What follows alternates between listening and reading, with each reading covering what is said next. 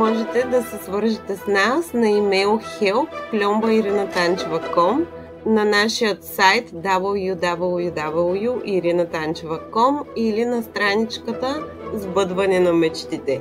Здравейте! Днес ще ви покажа как да премахнем воден знак от видеоклип, който ние сме създали, например с Леонардо, както ви показах в предните видеа. Когато правите клипове в Леонардо или в други програми с техните безплатни версии, в повечето случаи видеоклиповете ви ще бъдат с воден знак. За да го премахнем, ние ще използваме Canva. Canva е облачен софтуер, който няма нужда да теглите на вашия компютър. Можете да напишете в Google Canva, след което да се регистрирате и ще влезете на този начален скрин. От тук можете да напишете видеоклип, след което да си изберете един безплатен дизайн. Всички дизайни, които са платени, са с тази коронка Pro, а безплатните дизайни нямат никакво обозначение.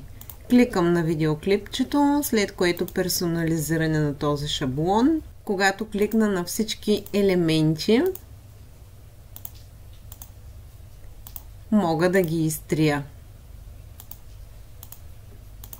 След което всички слайдове, които виждате тук, можете също да изтриете, когато кликнете на трите точки и изтриване на страница.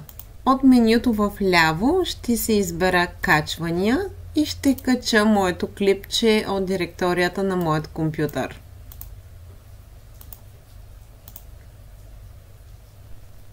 Кликам на клипчето и то току-що се визуализира на работната площ.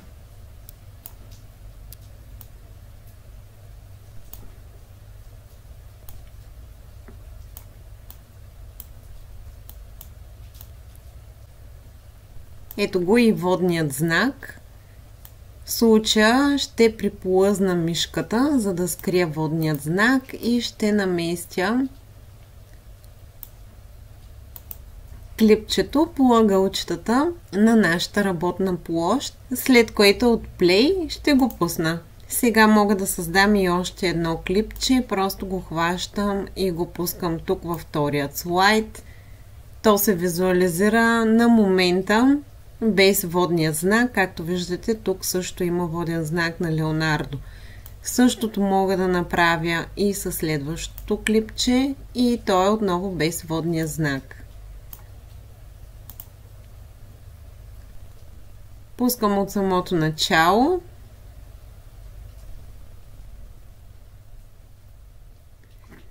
Когато съм доволна от резултата и искам да изтегля клипчето, кликам на споделяне и на изтегляне. Ще се изтегли като видеоклип във формат MP4. Това ни предлага и Canva. Кликам на изтегляне и сега мога да го разгледам.